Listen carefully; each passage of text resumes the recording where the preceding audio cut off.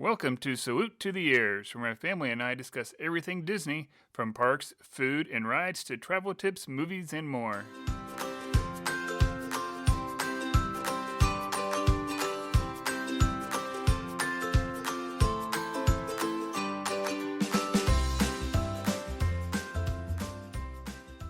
Hello everyone, welcome back to another episode of Salute to the Years. Today is November 11th, it is Veterans Day. And before we do anything, I need to say happy Veterans Day to all my fellow servicemen and women out there. Happy Veterans Day. Hope it's been a good day. Hope you got to do everything you want to do. Today is your day, so I hope you got to celebrate. With that said, as I said, today's November 11th, so that obviously means tomorrow is November 12th.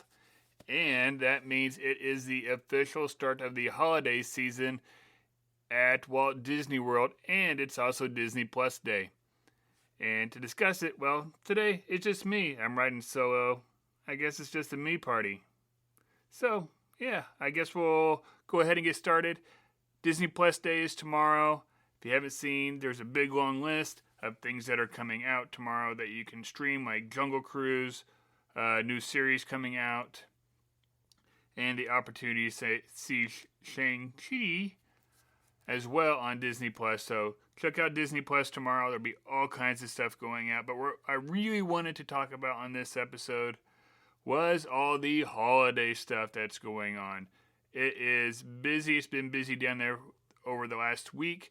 I don't know if you've gotten to see any of the vlogs, or maybe you've been lucky enough to gotten to go yourself. But there is more decorations this year already than what there was last year, and we love it. So tomorrow is the official kickoff, but we've already had over at Magic Kingdom Mickey's Very Merriest After Hours event. This is a 4-hour event. This is the paid Christmas party that's going on over at Magic Kingdom. It ranges anywhere from, I think, $159 all the way up to $249, I think is what it is. The closer you get to Christmas and the end of this thing, the more expensive it gets. So right now, the first one was like $159, I think, something like that. It's a 4-hour event, but you get a lot during that 4 hours. First off, you get all you care to eat: popcorn, ice cream treats, like novelty treats like the premium ice cream bars, ice cream sandwiches, that kind of stuff, fruit bars. They got sodas, water, all that stuff you care to enjoy, as well as they have different candy cane trails, lanes, I don't know what they're called. Basically, at different places throughout the park, like Pecos Bills, you'll see this big inflatable candy cane. You can go in there, you can get a cookie. It looks like a snickerdoodle is what it is at most of the places. Maybe a snickerdoodle everywhere. They're Cheryl's cookies. We've been getting Cheryl's cookies for years. We used to get them as a gift, especially whenever we lived further away from everybody. They're good cookies. They're soft. They're individually wrapped. Good cookies. And then you also can have a nice cup of hot cocoa, like hot cocoa and cookies. It's great. And then you've also got let's Club Tinsel Dance Party. Yeah, it looks like it's they got the DJs, they got some of the cast members out there dancing along, trying to get people involved. The vlog that we saw from the original night had a lot of people out there. It looked like they were having fun. Everybody in the park looked like they were in a good mood. I think part of the reason why they're in a good mood is there's not as many people in the park.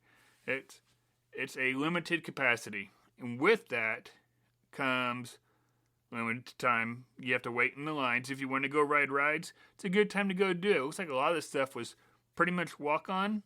And if it wasn't a walk-on, it was pretty short. You pretty much get to do whatever rides you want to do. And it goes pretty fast.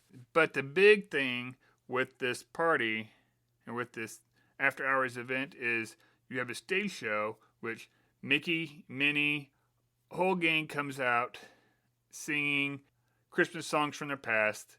And they have different cast members out there singing with them as well. Clarabelle Cow comes out. I'm not the biggest fan of Clarabelle Cow, but there's a lot of people who are, and they're very happy that she comes out, so I'm glad you're happy. You also have, we had stage show. Oh, you got own special Christmas fireworks, which is pretty awesome. You've got Snope or Snow down Main Street, which last year we saw it when we were down there at Disney Springs, and we were like, oh, okay. I kind of liked it. Erica really did not like it. It looks a lot better going down Main Street. It looks really festive. It looks like a good thing. And it looks really awesome when the parade's coming down the street. Because, yeah, I said that's right, a parade. The parades are back at this event. I hope they can figure out a way to get some other parades going on throughout the parks. But right now, this is the first parade that's been at Walt Disney World since it closed down for COVID. And it looked like a good time. Everybody enjoyed it. It goes 2 times a night during this party. You have all kinds of things from Mickey and Minnie to the princesses to the Goofy himself, and Max, Clarabelle. It was some of the pieces from the cavalcade last year that are now in this parade. But it's good to see it all together. The music, the performers, the tin soldiers. It's good to see them all. You got live entertainment going on throughout the park. I think they're called like the Reindeer Wranglers or something like that. Kind of over there in Frontierland. There's all kinds of stuff going on that night. I really haven't seen anybody saying anything bad about it other than it is expensive. But they are saying with the price that you pay, like if you don't have to have a ticket that day to get in there.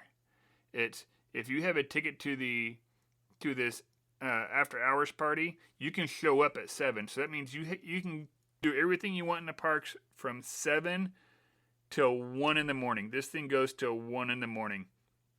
That means 2 fireworks show, because you can also see Enchantment at the regular end of the night before the Christmas party starts. But that's like 6 hours you're getting for somewhere between $159 and $250.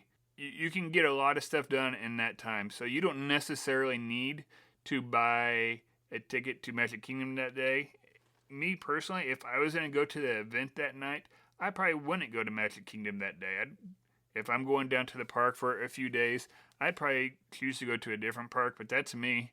Maybe you want to be there from Rope Drop to the Kiss Goodnight, and that would be a really long day from like 8 in the morning or whatever it is right now, 8 or 9 o'clock in the morning, till 1 in the morning. That would be really long, but maybe that's what you want to do. But it gives you a lot of time to go around and enjoy all the decor that's around the parks. The tree looks fantastic. Starting tomorrow, because they haven't been doing this one yet, castle projections are going up. So all the festive castle projections that we saw last year and absolutely loved, we didn't know what we were going to get when we saw them or if we were going to enjoy them, but we absolutely enjoyed them. They are fantastic. I'm looking forward to them again. I know when I was watching the vlogs of the Christmas party, I was disappointed that I didn't see it. It was just the projection from the 50th that was up there at night, which is really awesome, and it kind of makes you think of ice, especially when the Snope's going. But I really want to see the Christmas projections up there. I need to see something a little bit more festive. But that's what's going on over at Magic Kingdom. Like I said, there's a lot going on. Get there early. Get there at 7 if you got the tickets just for that night. Enjoy the whole thing. You can take your time. Really, it sounds like people aren't rushed. Unless you're just trying to ride everything and try everything, you may not get all that done in that night. You may have to pick and choose what treats you want to try. Like, there are specialty treats that are there during that party. I'm not for sure if they're going to be out during the day. I would imagine they're going to be. They got to have something Christmas and festive out during the day that is not just enjoyed during the party. So I'm really hoping all these festive treats are out during the day as well, not just during the party. But if you're really wanting treats, the place to go is over at Epcot. But this one starts later. This one doesn't start the same time as all the rest of them. This one starts November 26th. November 26th is when it starts over in Epcot. But they got a lot going on during that time. They got the International Festival of the Holidays. All kinds of different food booths open up again. I'm going to kind of rattle through them here pretty quick. You got the American Holiday Table, the Bavarian Holiday Kitchen, chestnuts and good cheer. And this one's a new booth that's over there. You got the donut box, holiday sweetened treats, Laheim. I'm gonna butcher this one that's over in France, Le Marché de Noël. And then you got Mele Mikimaka, the Hawaiian one. I'm sure I butchered that again. Los Posadas, Shiwasu, the Japan booth, Tangerine Cafe, Tuscany Kitchen, Yukon Kitchen, and let's see as I flip my page because there's a lot of stuff going on. That's it for those booths. There's all kinds of decorations going on over there.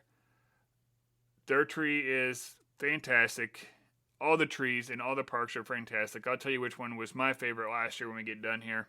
All the booths, all the countries are set up with their decorations.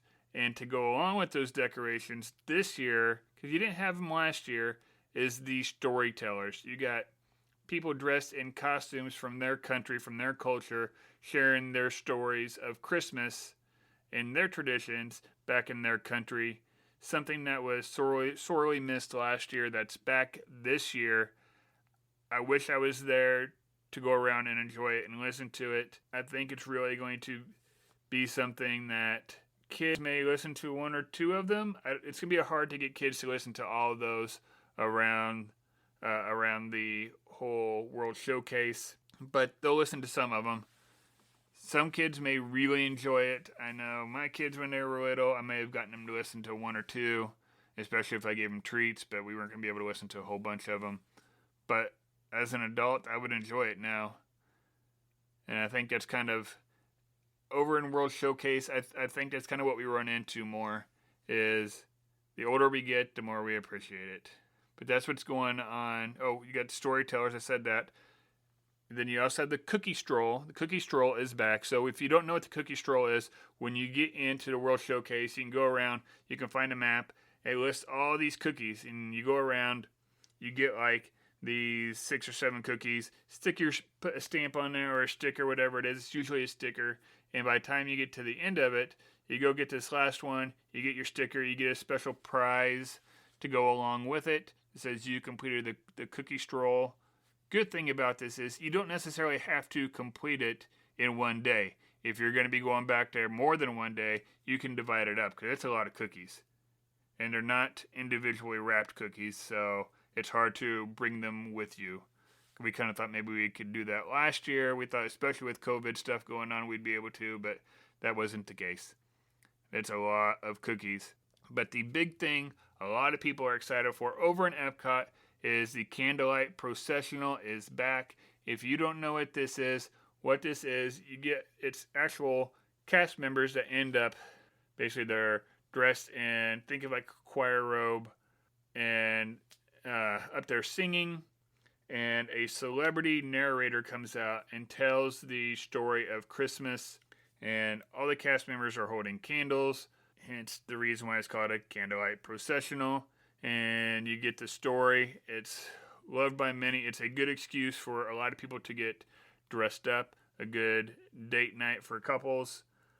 Get dressed up, go enjoy this, go enjoy a drink or two while you're there in Epcot. And you get to see maybe one of your favorite celebrities is going to be the narrator. They actually get some pretty good ones there over the years. I know, like Neil Patrick Harris has done it a bunch. He seems to be a very popular one.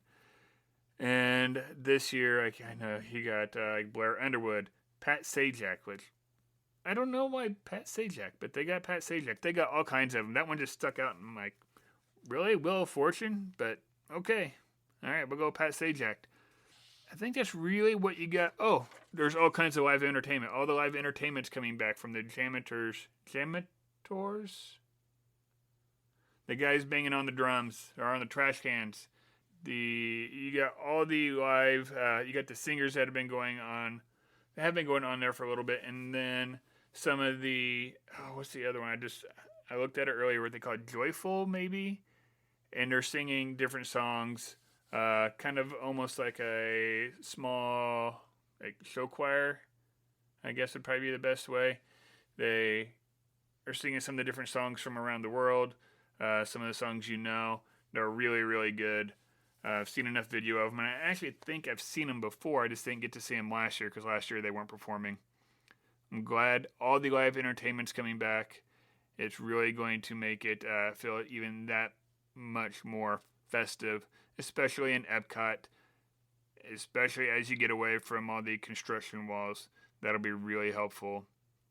But then we're going to go over where there's really not a whole lot of construction and a whole lot of walls going up, and that's Hollywood Studios. Over there at Hollywood Studios, they have really great Christmas decorations up. I love their stuff. It's in a lot of ways it's very retro, and it kind of takes you back. Thinking of like all the old school Christmas movies is what it makes me think of. A lot of the garland that's really the bright shiny colors, all the multicolor lights. It's really pretty fantastic over there. One of the things you're gonna get while you're over there, and you're gonna get this in all the parks, is all these different seasonal treats that you're probably only gonna find them in those parks, or you might find a couple that cross over. But each park really has some of their own festive treats. And over in Hollywood Studios, with Tower of Terror this year, they're going to bring back the projection show up there, which is pretty fantastic. You get all these different Christmas scenes, whether it's Toy Story or Frozen. There's two off the top of my head that I really remember from last year. Just different Christmas scenes that are going to come back during the night, as well as the Beacons of Magic as well. So it gives you that little bit extra little festive feeling. Over here you have a dining experience, a festive dining experience over at Hollywood and Vine with Mickey and Minnie and all the gang in all their festive attire. Actually, when we did this a couple years ago, Hollywood and Vine, the food was actually good. I wasn't expecting it. I'd seen all kinds of bad things, and we were pleasantly surprised. And you got good interaction with the characters. I don't know how good the interaction is going to be right now. Keep hoping that it's going to keep getting better and better. Meet and greets are kind of getting back. It's kind of a modified meet and greet, but I'm hoping with this, you still get some good pictures. Right now, they just usually come out, everyone's able to get a chance to get a picture as they're coming through. They kind of pose for everybody. Everybody just kind of gets a card at the end, a postcard. It looks like they signed it. But it was a good event. It's fun, and the food was actually pretty good when we were there. I guess it'd be a couple times ago when we did it for Halloween. Not this Halloween, but the one before. And then you also have the Santa motorcade over there as well. So Santa, all of his friends, he's probably going to be riding in his Camaro again like he was last year. His own special cavalcade. And then, as I said, the decorations in the park. For a lot of people, these are their favorite park decorations.